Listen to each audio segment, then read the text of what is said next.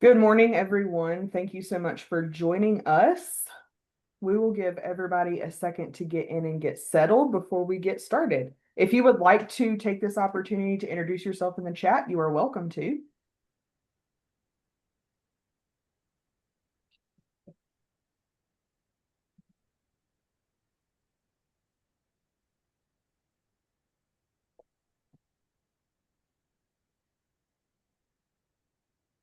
Again, welcome. All right, I've got 10:01, so we'll go ahead and get started. If you would like to, again, introduce yourself in the chat. We are so excited about today's community cafe. We are going to do it a little bit differently this morning. Normally, we have several people come and present on a topic that we are discussing, but today we are honored to have Dalton Russell with us to talk the entire time about his own journey with addiction and recovery. So I will let him introduce himself, but I will also say that Delton likes conversation. So if you have questions, raise your hand, unmute yourself, or you can use the chat as a tool and we can have some conversation around the things that he's going to talk with us about as well. Delton, thank you. Welcome. Floor is yours. Hey, yeah, hey, thanks for the introduction. Yeah, no, so guys, the reason we're taking the entire hour is because I love to belabor a good point. If there's a way to really drive home a good point, I'm the guy to do it, as I'm doing now. Anyways, yeah, so as aforementioned, my name is Dalton Russell. Currently, I am, as of today, the Region 4 Tobacco Control Manager for the state of North Carolina. What that means is historically I've been in charge of advancing tobacco cessation and tobacco prevention policies across 11 counties. However, beginning Monday of next week, I will be the program development strategist for McLeod Centers for Wellbeing, and I'll be working back in the opioid addiction space. I've really greatly enjoyed my time working in tobacco, but I'm very, very excited to get back into the opioid work. That's where my heart is. As aforementioned, I'm a person in long-term recovery, and I've had the great and fortunate displeasure of burying a lot of people that I love dearly that didn't make it out. So please know that a lot of the information that I share is rooted in science, but also it's very personal to me on a deeper level. In fact, one of the big things that we're going to do today is I'm going to share with you my story, but I'm going to share my story with you through science. So as we go through this today, if you have any questions about anything, please feel free to speak up. I'm super laid back. I'm very open-minded. I'm literally impossible to offend. What I mean by that is if you disagree with information that I'm sharing or you take issue with something I'm sharing or whatever, please feel free to speak up. I'm never gonna get rowdy with you about it. I'm not gonna be offended that you disagreed with me, anything like that. In fact, if anything, I'm looking for rich and robust conversation. I'm always looking to have conversations, even complicated conversations around these subjects, because truthfully, I found for me personally, that's where we all grow, right? Me and you. So, that said, I'm going to go ahead and share my screen here and we're going to get started in this. Um, can everybody see my screen okay? Alrighty. Well, in the great words of Tone Loc, let's do it. You're only going to get that joke if you're over 45. It's okay. Um, all right. So, get my screen. There we go. So, can you still see my screen? Okay. My screen disappeared on me for a second. Um, oh, geez, Louise. Hmm. Hold on one quick second, guys. I apologize. Okay, there we go. All right. So first things first, let's talk about Gabor Mate. Anybody familiar with Gabor Mate? He is a brilliant individual. He's a doctor, but he also is an author. He wrote a wonderful book called In the Realm of Hungry Ghosts. If you like to read, I highly encourage you to check it out. But one of the things he talks about in the realm of Hungry Ghosts, he says, over my decades of medical practice and thousands of conversations, I've learned that the first question to ask is not what's wrong with addiction, but what's right about it. What benefit is a person deriving from their habit? What does it do for them? And what are they getting that they can't otherwise access? Maybe a really simple way to put this is a quote by Dr. Daniel Sumrock, who's the head of addiction medicine at the University of Tennessee in Knoxville. He said, addiction shouldn't be called addiction. We should call it ritualized comfort seeking. See, the whole premise of everything that I'm going to share with you today is I'm here to take the moral failing out of addiction. I'm here to show you through science what's actually happening. That addiction is about a chemical hijacking of the brain, and people with higher levels of trauma and people with higher genetic predispositions are the ones that are actually genetically and statistically predisposed to experience addiction. I'm going to share with you why that is. So again, if we go, as we go through this, if you got any questions, let's talk about it. So getting started, first things first, what is addiction? Right out the gate, let's be clear. Addiction is a maladaptive coping mechanism. So what does that mean? Anybody? Well, a maladaptive coping mechanism is a way of dealing with something. It's a coping mechanism that maybe isn't the most effective, right? Like, think about let's just look at the root words here. Mal. Nobody's been sued for malpractice because they did a bang up job. If you get malware on your computer, you're not like, man, this is awesome. I won the lottery. Nope, nope, nope, nope, no good, right? So point is, mal is no bueno, right? So what's a coping mechanism? Coping mechanism is how you deal with stress. In fact, we could go even deeper than that and talk about cortisol, right? So what is cortisol? Cortisol is the stress hormone that gets released in our body when more is being asked of us than we have the resources to mobilize in that moment. Let me give you an example. You ever lost your keys before? Of course you have. We've all lost our keys at some point in time, right? So what happens when you lose your keys? What's a feeling you associate with that? Typically, most people report feeling some level of stress. Well, if you think about stress, that makes absolute sense. Let's think about this. When you lose your keys, you're trying to go somewhere, but you can't go somewhere because you don't have your keys, right?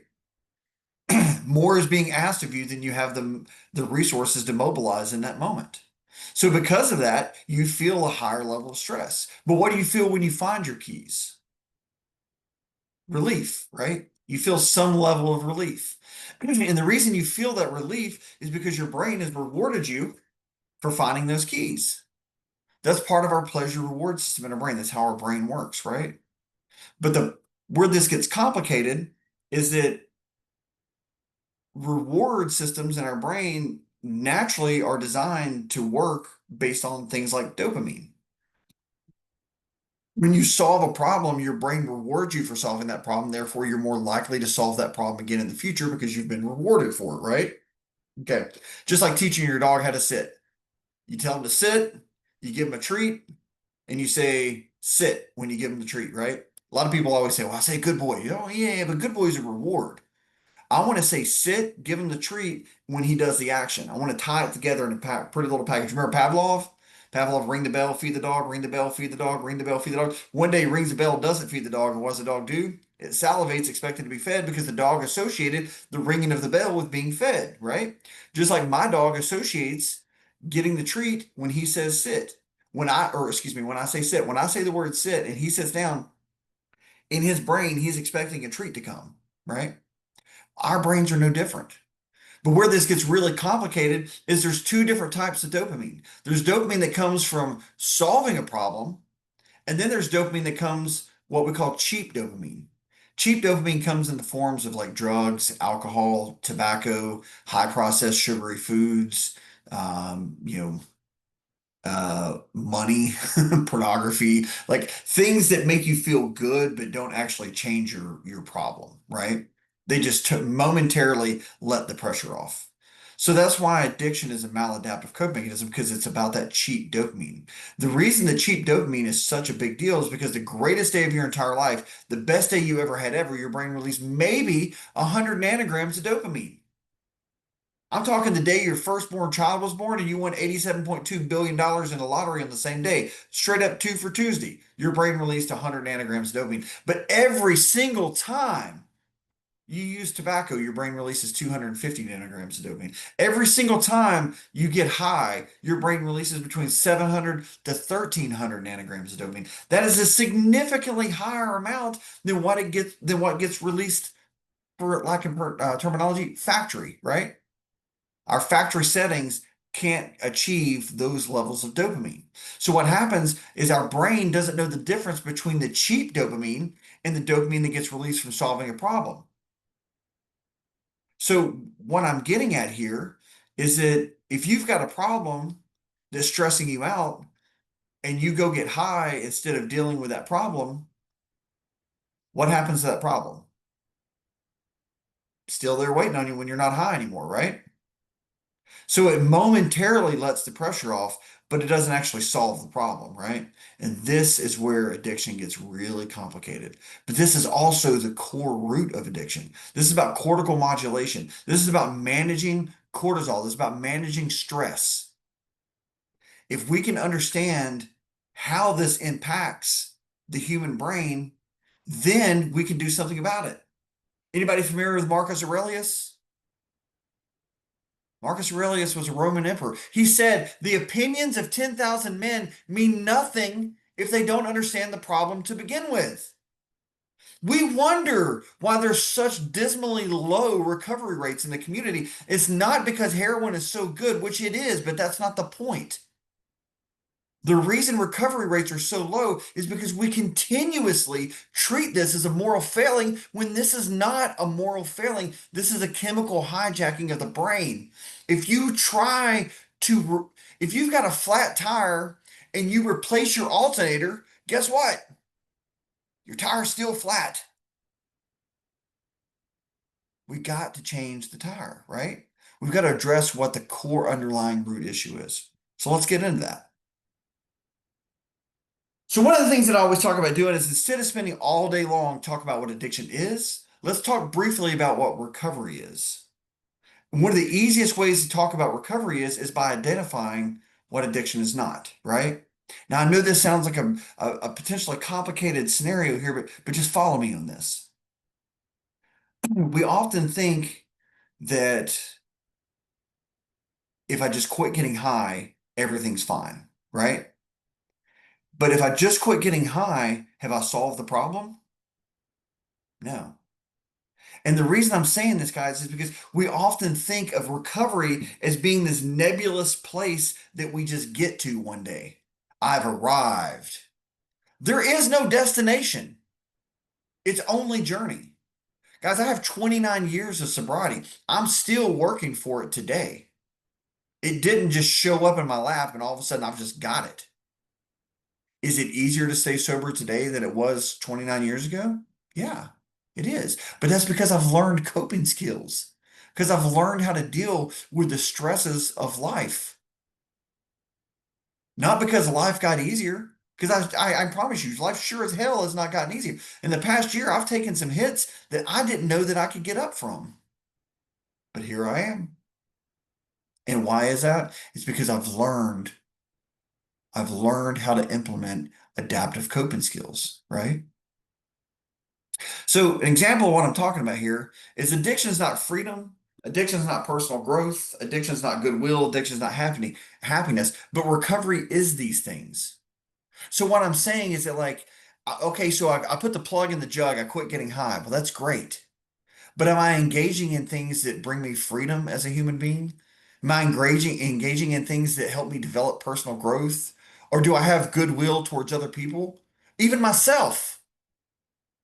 In my community, like one of the things that I talk about is like, when I'm out walking, I go walking in the mornings. Whenever I'm out walking and I see trash in the street, I don't look at the trash and scoff and think, who put that there?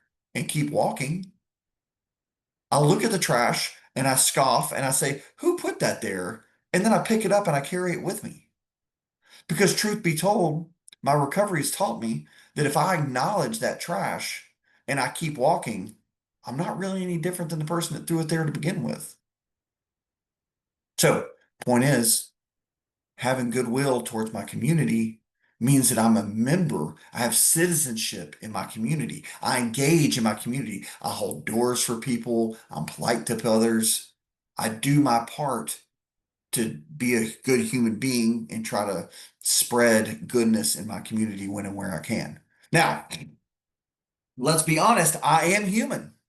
I have moments where I don't do that. but that's the exception, not the rule, right? None of us are perfect. And it's impossible for any of us to achieve perfection. Look at Benjamin Franklin, read his writings. He talks about this. He talks about, despite his best efforts, he's not going to be a perfect person. He's going to be a complicated human being that has flaws. We all are. But that doesn't mean that we shouldn't try, right? And then lastly, am I actually happy? Am I experiencing actual happiness? Because the happiness that I get from cheap dopamine doesn't actually make me happy. It just momentarily lets the pressure off. Makes me real happy for a few minutes, but then later on, it causes me a lot of misery and a lot of pain and a lot of suffering.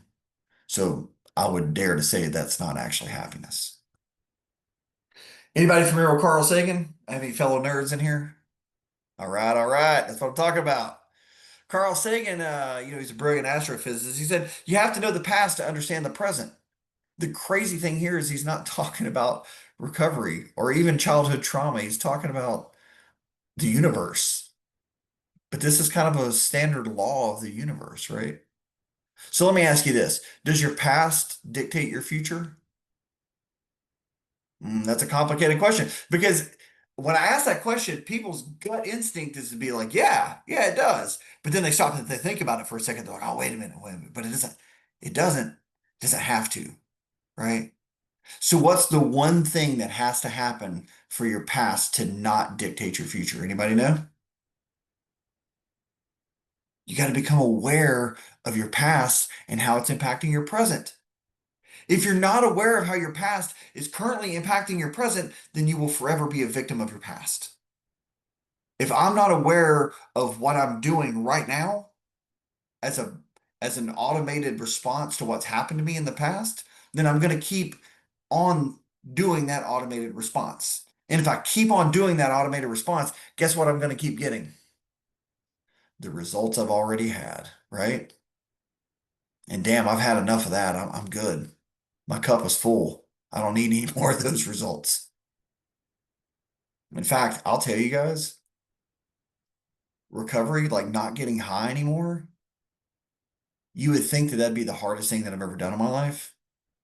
The hardest thing that I've ever done in my life is stay self-aware so that I can not get high anymore. Because staying self-aware is what keeps me from getting high. Is what keeps me from going back out. Because the more self-aware I am, the more empowered I am to make decisions to help me stay well. All right, so anybody in here good at math? All right. Well, Jeannie, I'm telling you, do not answer me in terms of mathematics. I know this looks like a mathematical equation, but this is not mathematics. This is an exercise in critical thinking, our other national deficit. Right. Okay. Anyways, point being, we've got a plane that goes from -10 to +10. We perceive -10 as being the problem. What does conventional wisdom often tell us the solution to that problem is? +10, right? We think that whatever the opposite of the problem is what the solution is. Okay, okay, okay. So let's back this up just a hair. I think that getting high is my problem. So I think that not getting high is the solution to my problem. Did I solve my problem? No. So where am I now? I'm back getting high again, right? Still thinking, still thinking that not getting high is the solution. And this is where I get on this pattern, this repeating pattern, right? And I want to point out to everybody, this is a dangerous place to be for a variety of reasons. First and foremost, the a person that has just recently got sober, if they have a return to use, they're more likely to die of an overdose than anybody else. So first and foremost, that's incredibly dangerous. But it's also dangerous too from an emotional standpoint because how many times are you going to try, you're going to give everything that you got to do something and you're going to fail at it. How many times are you going to keep getting up and trying it again? Think about the strength that it takes to get knocked down again and again and again and again and again and again and again and then keep getting up every single time. It's complicated. It's hard. It's emotionally exhausting to keep getting knocked down and to keep getting up. But the truth is,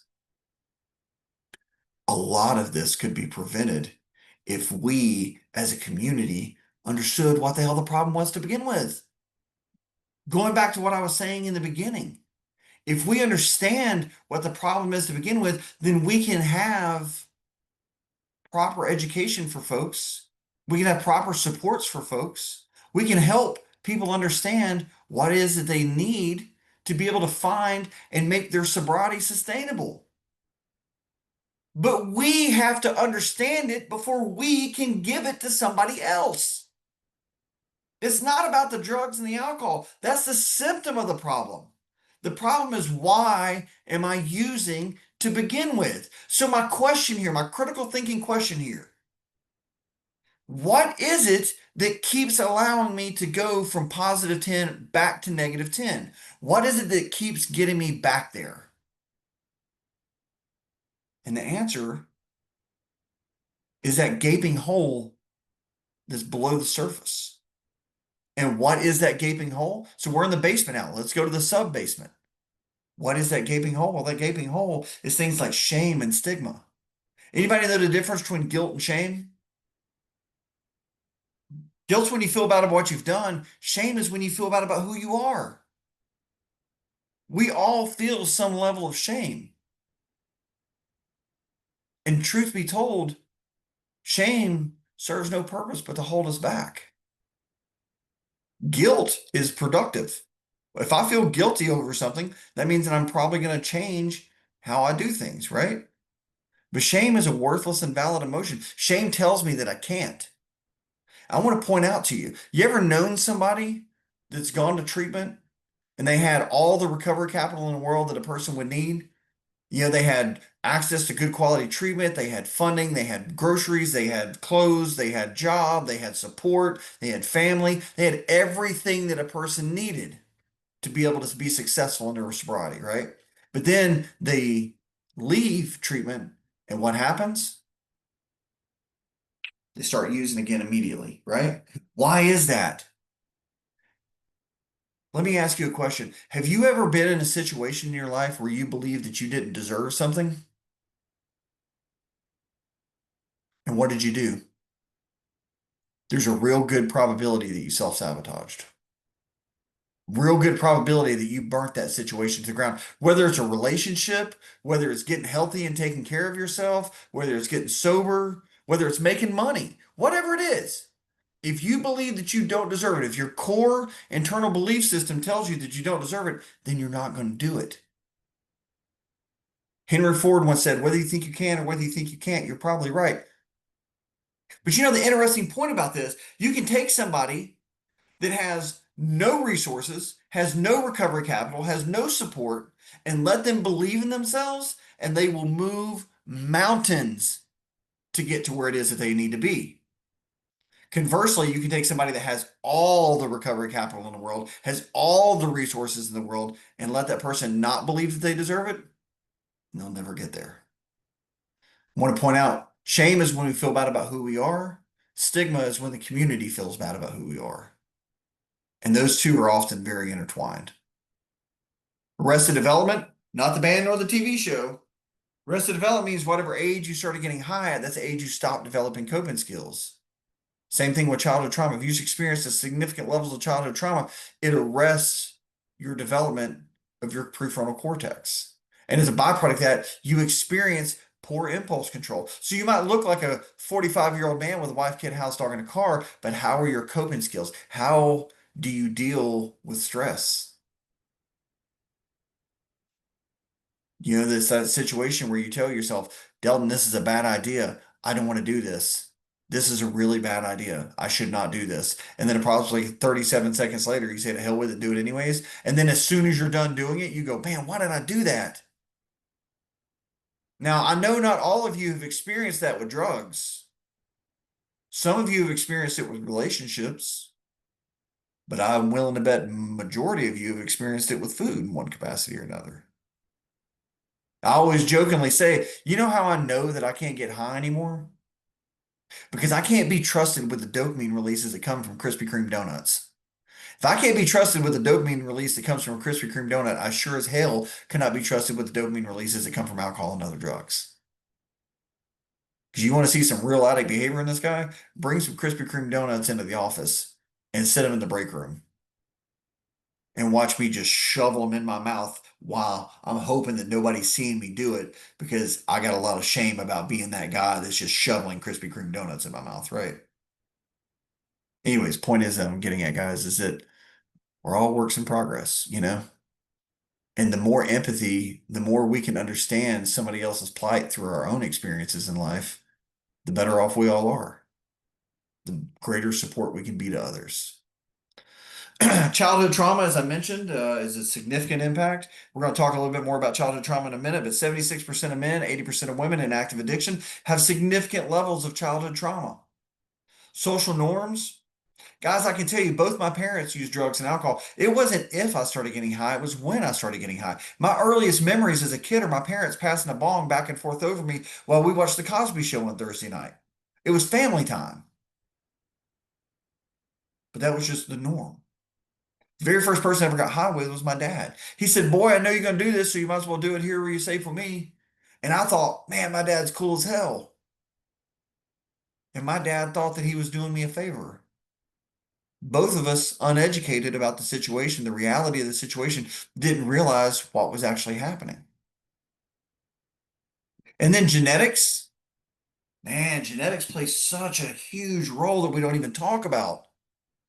So let me give you an example. Anybody ever heard of Dr. Diaz, the study that he did with lab rats? So he took a lab rat and he introduced it to the scent of a cherry blossom. And every time he introduced it to that scent, he shocked its foot. Guess what the lab rat had measurably higher levels of every single time he shocked it? You guessed it, cortisol, right? So eventually, Dr. Diaz gave this rat what we will call PTSD. Eventually, he stopped shocking the rat, but every time he introduced it to the scent of a cherry blossom, the rat associated the scent with being shocked. Therefore, the rat had measurably higher levels of cortisol every single time, right? Now, this is interesting because the lab rat that was shocked, the little guy that got PTSD, he had offspring. Those offspring were separated from their parent the moment that they were born. They were never shocked a day in their life, but wouldn't you know it? When introduced to the scent of a cherry blossom, they have measurably higher levels of cortisol. Ain't that something? And even more interesting is when the lab rat's offspring had offspring also removed from their parent the moment that they're born. So there's no secret rat communications, right? Never shocked a day in their life, had higher levels of cortisol when introduced to the scent of a cherry blossom. Think about human beings, y'all. Generationally, high cortisol levels get passed down generation to generation. Your grandparents experienced some trauma. That trauma gets passed down to your folks, gets passed down to you. This is what a genetic predisposition to addiction looks like. You know, we talk about all the time, we're like, oh, well, what does a genetic predisposition mean? This is a choice. Sure, I hear you, bud. But I want to remind you, 9 out of 10 adults that are in active addiction started using before the age of 18. Most of us were kids. Most of us had high levels of childhood trauma. And for the ones that didn't have childhood trauma, there's a genetic predisposition there. That's an incredibly important piece to understand and note. Because again, this starts to take all the moral failing out of it. So, just out of curiosity, anybody know what the largest barrier to recovery is? We talked about it earlier. You can have all the recovery capital in the world. You can have everything that a person needs. You can have access to treatment, housing, cars, money, everything. But what if you don't believe that you deserve it? None of it matters. So what I'm saying is that one of the things that we can do as a community is we can help people believe that they actually deserve wellness and recovery. Let me give you an example of what this looks like. When I used to work at a detox facility years ago, I had coworkers that were good people. They cared about the people that we served, right? But they didn't understand what the people were going through. I would see somebody, we'd be in detox, and they're like high-fiving me on the way out the door. They're like, man, I got this. I'm like, man, you got this. And they're like, heck yeah, all right, dude. Never seeing you again. That's going to be a great thing. Cool, see you later. Blah, blah, blah, blah, blah, blah, whatever, right? They're out the door. 3 weeks later, I see him walk back in the door. And you know what the very first thing my coworker says to them? Man, what are you doing, bud? If you keep doing this, you're gonna die. You gotta quit doing this. And you know what the person does? They look at the ground. They go, I know I screwed up. I know I screwed up. I'm sorry. To which I say, you don't owe me an apology. Look at me. Look me in the eyes. My balls ain't my feet. Look at me. And when they look at me, I tell them, hey man, I want you to know I'm proud of you. They're like, proud of me, man. I went back out and I picked back up and started using again. I'm like, you did? Yeah, sure. But you could still be out there. You chose to come back in. You chose to do something for yourself. You could be anywhere in the world right now. You chose to be here. That is vulnerability, and vulnerability is the greatest strength there is. So, guys, what I'm saying is that my coworker, while meaning well, while caring about the person, spoke to the person in a way that was off-putting to them.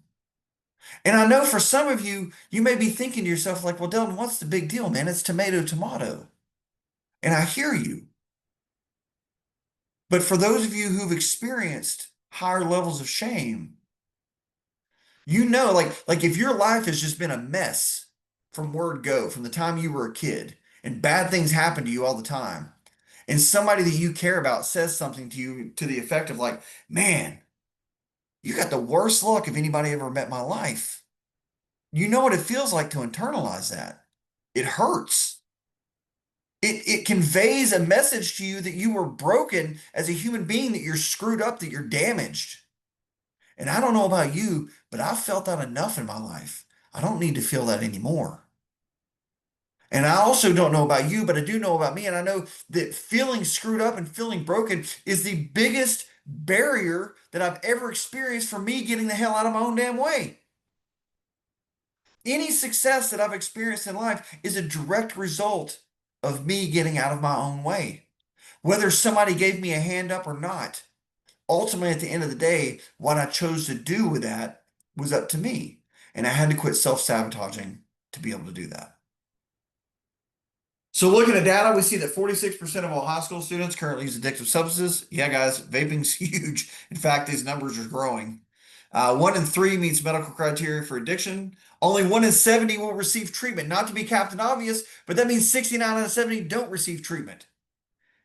Now, that's really important when you think about this next piece of data. 9 out of 10 adults who meet the medical criteria for addiction started using before the age of 18, but we wait till they're adults to do something about it. We wait till the addiction has taken root and that people have destroyed their lives and the lives of those around them before we try to address it.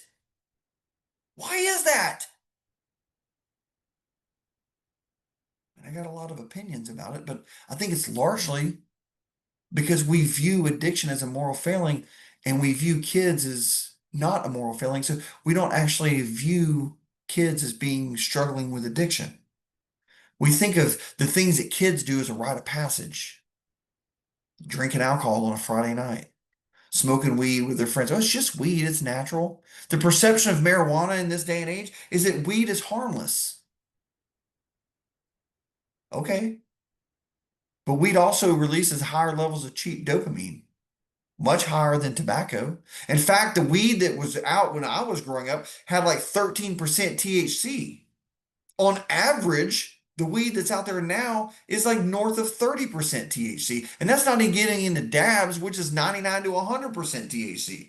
Also, I'd like to point out that while weed is not legal in North Carolina, the Farm Bill is allowing genetically modified weed to be sold at every vape shop in this state, and there's no regulations around it. You can sell weed to a 5-year-old if you wanted to, and there's nothing legally anybody could do about it. And I know it sounds like I'm being inflammatory, but read about it. It's real. I'm the tobacco control manager for the state of North Carolina in Region 4. I'm telling you, this is real. There's no regulations around THCA, around the myriad of Delta products that's being sold in vape shops. It's weed. And also, I don't know about y'all, but I can't drive more than 5 feet down the interstate without getting behind somebody that's smoking weed while they're driving. My goodness. We got problems on our hands, and these problems aren't going to get better. They're going to get worse unless we do something to address them. So looking at Arrested Development, this is something that Dr. Bruce Perry came up with. This is what he calls the neurosequential model. So this is talking about the development of the brain and how the brain develops from least complicated to most complicated. First part of your brain that develops is your brainstem. Brainstem controls breathing, digestion, heartbeat, kind of the basic fundamental building blocks of life. These things are automated systems that keep you alive, right? You're not thinking about breathing right now. You're just breathing your food. You're not thinking about digesting your breakfast. You're just digesting your breakfast. These things are automated, they're happening. While we're talking about automated systems that developed at the same time, your diencephalon develops. Now, your diencephalon is your reflexes, right? You ever been in a pool and have somebody splash water at you and like you like blinked and you're like, man, I'm like Spider-Man with these reflexes. Like I didn't even get any water in my eyes, right? Okay, well, that's in your diencephalon. Another interesting part to note is your diencephalon is also where your fight, flight, or freeze is housed. You ever have somebody that come around a corner and startled you, scared you, and you punched them? Or somebody startled you and scared you and you screamed? Or you ran? Or you just froze? That's your fight, flight, or freeze. That's how we deal. We're biologically wired by nature to deal with life-threatening, potentially life-threatening situations, right? Interesting thing to note about that is that the fight, flight, or freeze is where trauma gets stuck. So when we have somebody that has PTSD, that PTSD, that trauma is stuck in that fight, flight, or freeze. This is the reason things like different types of therapies, or like EMDR are really helpful in helping people process their trauma, create neuroplasticity, create new neural pathways in the brain, and learn how to process and deal with those things. It gets it unstuck out of that diencephalon. Next to develop is the limbic system. For those of you who've had kiddos, how old was that sweet little giggling, laughing little gelatinous baby when they became an argumentative holy terror? Ha ha, the age of 2, right? The terrible twos. Linda, listen to me, Linda. Like little homie wants to argue with his mom about a cookie, right? She's like, no, dude, she's trying to reason with him. And does he care? Not in the least. He is approaching this from a place of emotions. So at the age of 2, you can feel all the emotions, but what can't you do? Can't manage them things, right? And our cortex, the part of our brain, this is Delton, this is a bad idea. You definitely should not do this. That comes online around 12. It's done, give or take, say 25. Now, where this is really important is if I start getting high, actually, let me just back that up just a hair. When I'm talking about my cortex also manages my pleasure reward system. It's how I learn, right? It's the learning center of my brain in terms of learning coping skills. So when I do something and I solve a problem, my cortex rewards me for solving that problem, right? It's going to release that 20, 30 nanograms of dopamine to reward me for solving that problem. So that way I'm more likely to solve that problem again in the future, right? But then what happens is I start getting high at the age of 14 and my cortex stops developing. Why would my brain release that measly 20, 30 nanograms of dopamine when I could get that 7 to 1300 nanograms of dopamine like every single time, right? This is where things get really problematic because this person grows up to be, again, a 45-year-old man with a wife, kid, house, dog, and a car, looks like an adult, but what are their coping skills like? How do they deal with stress? How do they deal with being told no? How do they deal with insecurity? How do they deal with things that release high levels of cortisol? Do they avoid them? Do they let the pressure off? Or do they actually face them and address those things? and solve those problems. Because if the answer is the latter, these things don't get better, they get worse. So these guys here are neuroreceptors that dot going across the line there. That represents dopamine. That's the greatest day of your entire life. That's 100 nanograms of dopamine. But every single time you're getting high, that's at 7 to 1300 nanograms of dopamine. So that stock connection, it just stops working. And yeah, this is a really complicated place to be in, right? This is why we see people that are in active addiction just making terrible decision after terrible decision after terrible decision. Hey, did you guys know the data around people that experience addiction that have also wound up incarcerated? It's in the 80s. Like 87% of people that are incarcerated have experienced addiction. Like 87% of people that are incarcerated have experienced higher levels of childhood trauma. Damn, ain't that something? Who knew? Who knew? Well, if you looked at the data and you read a little bit about the studies, it's pretty obvious. You know, when a kid is smoking weed, we're like, oh my God, this kid's smoking weed. That, either that's terrible, they shouldn't be smoking weed, or we're like, you know, it's just weed. It's not a big deal. Especially as time goes on and the public perceptions of harm around smoking weed, lowers. Or the kid drinks alcohol and you're like, ah, man, I drank alcohol when I was a kid. I'm fine. Are you? I mean, maybe you are. Maybe you're totally fine. Maybe you also don't have good coping skills. You're dysfunctional. I don't know. But I do know that it's a risk, you know? I skateboarded for years without a helmet growing up. I got 8 concussions before the age of 16. I can tell you that um, I can function in the world, but I can also tell you that I got some problems related to the concussions that I had. So, who knows? It's a roll of the dice, right? So, point that I'm getting at is if I want this to get better, what's the very first thing that I got to do? Surprise, surprise. I got to quit getting high. So, I quit getting high. Do my neural pathways come online immediately?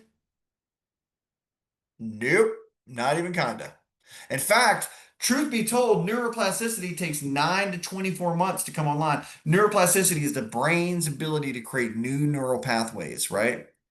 I have to physically do the work to manually create these pathways in order for these things to kind of start to come online.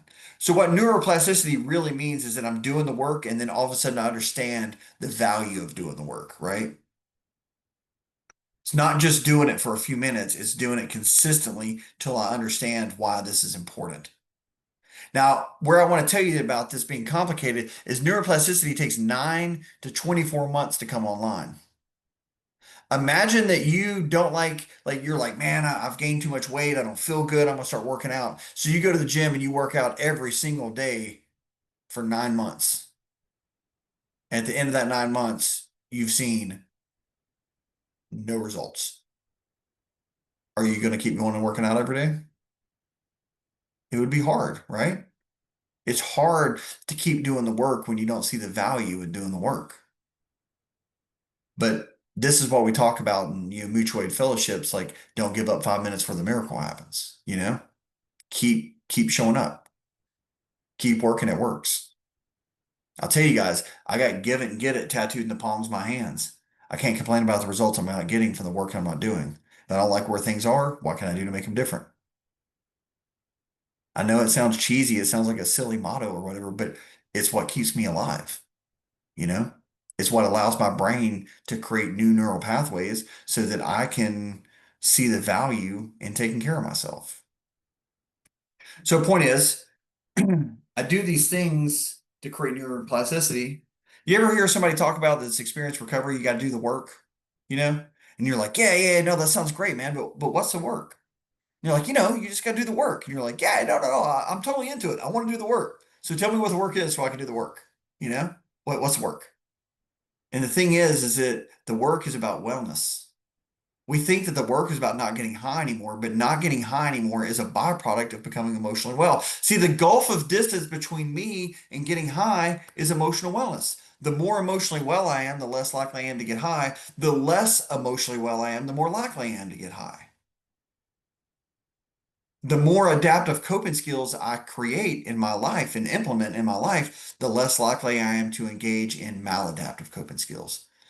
Ain't that something that is so simple? I didn't say it's easy, but it's simple. It's hard to implement, but it's simple. It's simple to understand. And I think that's where we got to start first. So doing things like exercise, eating healthy, meditation, being an active member of your community, taking care of yourself, pausing before you blow up and yell about something, or if you blow up and yell about something, taking ownership and responsibility for having showed your tail. That's how we create new neural pathways. Taking a shower every day, making your bed every day, cleaning your house, eating something green from time to time instead of just frozen pizzas all the time. I mean, those Tostitos are great, man, but like, they don't help your brain development at all. Eat some broccoli every now and again. You'll be glad you did. So all those things that I was talking about, like going for a walk and making your bed and exercising and, communicating with other people and being a contributing member to society and so on and so forth. When I do these things with repetition over the course of time, they help my cortex work as it should. So what happens is that my cortex gets developed enough that it outweighs my limbic system. So my ability to play the tape all the way through to think about why this is important starts to outweigh my emotions and my inability to control them and manage them. Another Gabor Mate quote that I really love. He said, "Ask not why the pain or why the addiction, but why the pain. This is the question neither the prevailing disease-based medical paradigm nor popular prejudice can possibly answer or yet even think to raise. Yet without it, we have no clue as to why this affliction of mind, body, and spirit is so rampant. Every person that's experiencing addiction isn't doing so because they're just an immoral person. There's some pain in there that they don't know how to manage. There's some pain in there that they haven't figured out how to handle. And we as a society, it is we are all, whether you experience addiction or whether you're just a random member of this society or whether you have a child that's experiencing addiction, we all benefit from understanding what the underlying issue is so we can do something about it. So, as I said previously, the role that trauma plays, 76% of men, 80% of women in addiction have a history of abuse. This is based on the Adverse Childhood Experiences Study. This is a study done back in 1995 by Kaiser Permanente. They were trying to understand why people were morbidly obese. And what they accidentally discovered is that people that are morbidly obese often have significant levels of childhood trauma. They've learned to cope with the cortisol released from the trauma with food because food releases what? Dopamine. Exactly. Ain't that something? 1995 took us to figure this out. Hmm.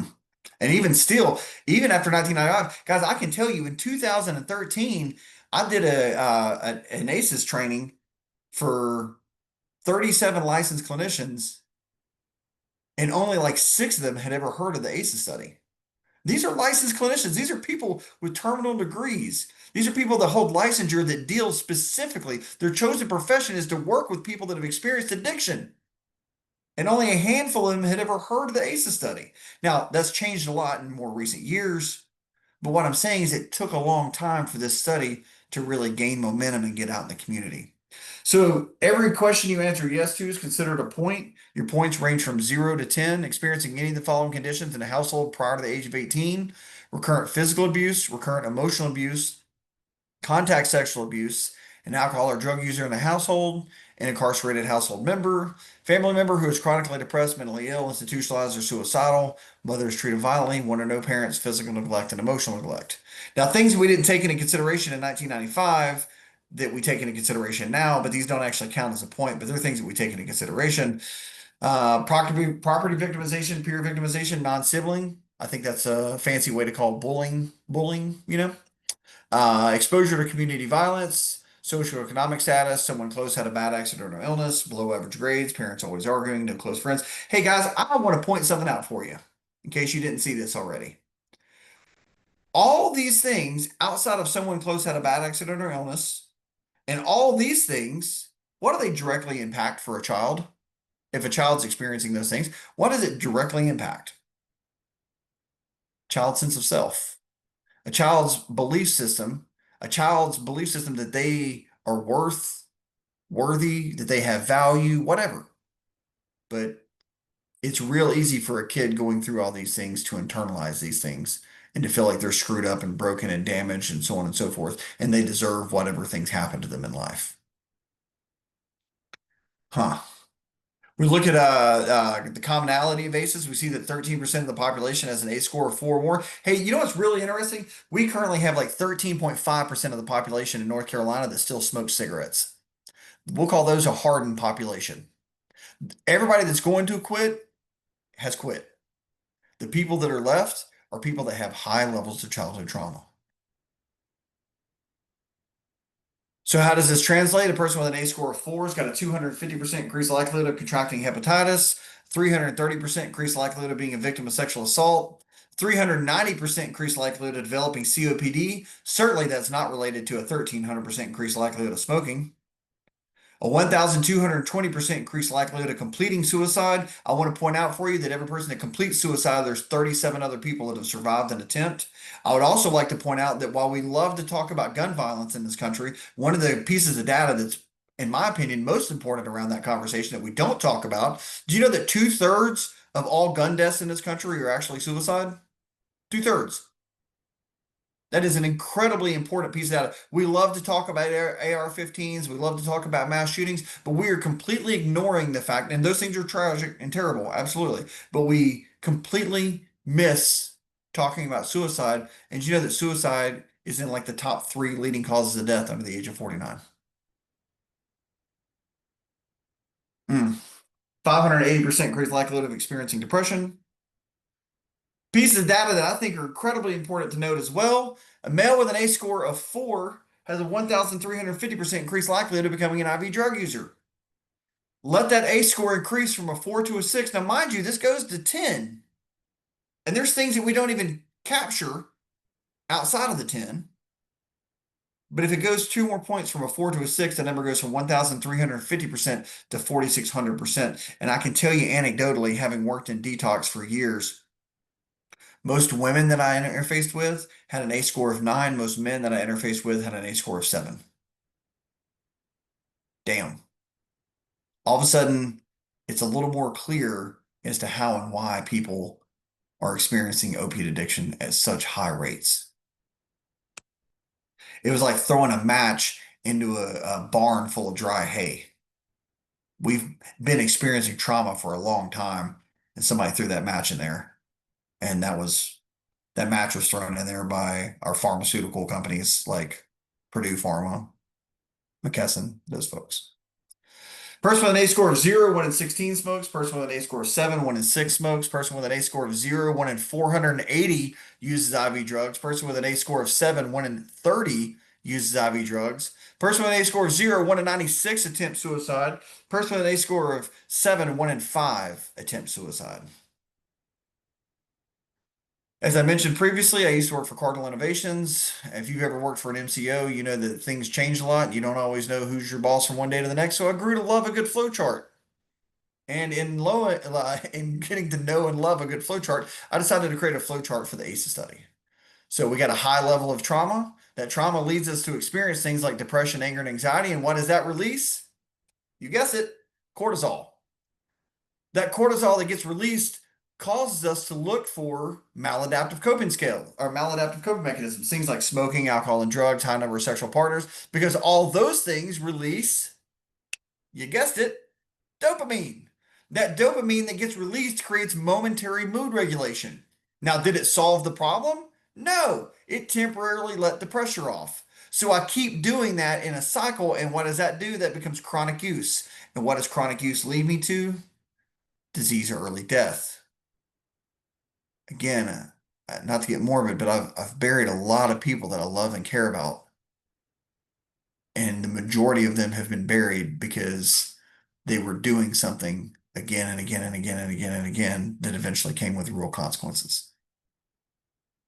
I always talk about my father started smoking at 13. He wasn't thinking about lung cancer at 13, right? But when he died at 49, he died of lung cancer. So as we talked about before with genetics, it gets passed down to three generations. That little dude with chocolate cake on his face, holla at your boy. Um, that thing on the wall there, it may be a condom, it may be a balloon. I'm not really sure. It was the 70s, times were weird, things were strange. That's my father that's holding me, and that is my noticeably intoxicated grandmother standing beside my father. Why is Meemaw ripped out the frame on my first birthday? She woke up that day. Had nothing to do with me. Had nothing to do with anything outside of the fact that she was breathing. She woke up. That's what she did. She struggled with alcoholism until she died. My father struggled with addiction until he died. My mother is 65, still struggles with addiction. Point being is that these things, genetically, they get passed down. There's a lot of trauma that gets passed down, a lot of elevated levels of cortisol that gets passed down that causes us to look for things that release cheap dopamine. We don't even know that we're doing it when we're kids. We're just looking to self-soothe and to make ourselves feel better in that moment. What I want to point out to you is next time you're stressed and you decide to eat something while you're stressed, I want you to be aware of the fact that you're eating something because you're stressed. And think about how hard it is to tell yourself, I'm not going to eat these Reese cups because I'm stressed out. And think about what that feels like, because that's just a small amount of dopamine. Imagine what it feels like when that dopamine is 10, 15 times that. Pamela Peake says every thought, every action, every movement changes our gene's expression, which alters our destiny and transforms our minds and bodies. She's talking about epigenetics. Epigenetics load the gun, or excuse me, genetics load the gun, epigenetics pull the trigger, right? So what she's talking about with epigenetics is you can be born with a genetic predisposition to heart disease, and if you smoke, you drink, you got stress, you don't exercise, you're probably going to die of heart disease. If you're born with a genetic predisposition to heart disease and you take care of yourself and you go vegan, you eat plant-based and you meditate and you exercise and you do all the things that you need to do, right? You do all those things. Guess what happens? You might die of heart disease, but you're probably not going to, right? So, anyways, guys, wrapping up here, I just want to say that to say that addiction is a moral failing is to say that a 13-year-old with a genetic predisposition to addiction, high adverse childhood experiences, had an A score of 9.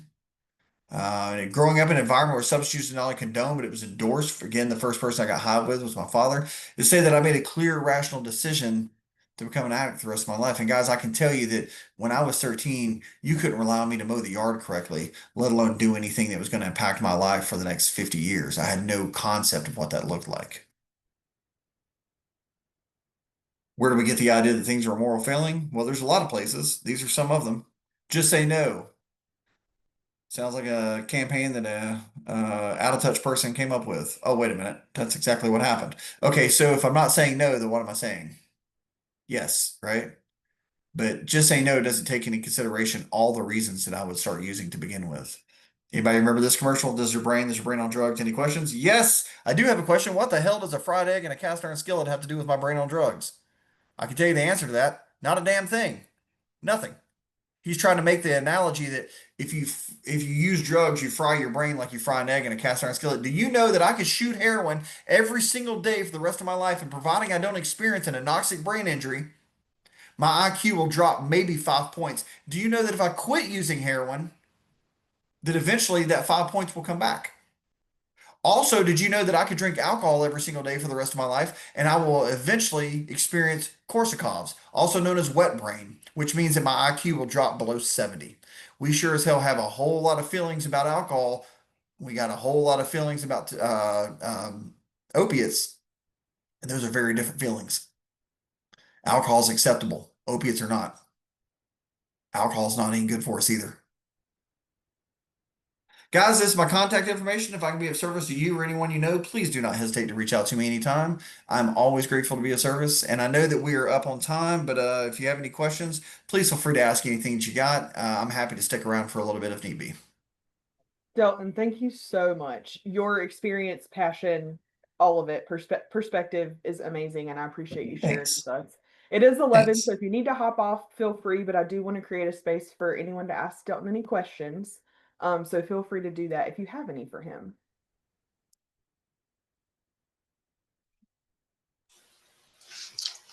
Hi, Delton. This is Evelyn, and my question is with the cortisol release that's genetic, does that mean that you do not have to be experiencing some sort of trigger? That is And correct. okay, That is correct. That means biologically you are experiencing elevated levels of cortisol. So really what it means is like um so like it's mm, that's a little complicated. Okay, so like if you and I are standing next to each other, right? And we both experience the exact same thing at the exact same time, you may have a different response to it than I have, right? You may be like, oh man, that's no big deal, you know? But for me, it may be the absolute end of the world, right? Um, so for me, it would be the end of the world because I've got this genetic predisposition that makes me have elevated levels of cortisol in response to things. So Evelyn, the best way I can describe it is like if I'm already cruising at 80 miles an hour, it's real easy to get to 100, you know? But if you're cruising at 30 miles an hour, it's a lot harder for you to get to 100. You know, the Buddhists talk about like whatever's in your cup, when you get bumped, that's what spills out of your cup, you know? And if you got high levels of stress and cortisol in your cup, when you get bumped, what comes out typically is anger and big emotions and things like that. Does that make sense? yes, thank you so much. Yes, ma'am. Thank you. That was a great question. Anybody else? You ask me anything you got. I'm easy peasy. I have a question. Yes, And I ma'am. would just like to know your perspective on it. So there's a lot, not a lot. I think we've come a long way in the treatment world. But when you think about people that provide mental health services that are separate from substance use services, substance use services will say sometimes you need to really deal with your mental health before we can really treat this addiction problem. Or the substance use will say the opposite of that, right? Or I mean, the mental health people will say you got to really address your substance use before we can really talk about the mental health. We know that it has to happen simultaneously, but I guess my question is, what's your perspective on that part of the treatment process? No, that's a great question. So, and to your point, historically, we've teased these things out. We're like, well, we don't know if the psychosis is caused by, an Axis one disorder or if the psychosis is caused by, methamphetamine use. Fair enough. That's a great point. But also, let's treat both of these things. You know, and as we're getting into it and we're treating both of these things, whichever one is the primary will reveal itself. But historically speaking, we've we've drugged these things out in terms of how we treat them. Like you said, like we want to focus on this and not focus on that. But like the reality is, for example, one of the things that we do in like mutual aid fellowships that has been incredibly harmful to people is, we want people to focus on their drug addiction, but we're not really addressing the core underlying issues that lead them to use to begin with. Or even in mental health, like we've got a person that's experiencing schizophrenia and we're wanting to focus on their drug use, but we can't because their drug use is fueled by their psychosis. Or we're wanting to focus on their psychosis, but we can't because their psychosis is fueled by their drug use. Like we really have to see and treat the whole person all at once, not just components of it. Humans are so complex. Yeah, yeah, yeah. We're complicated little dudes, like we all got a lot going on in there. Any other questions for Delton?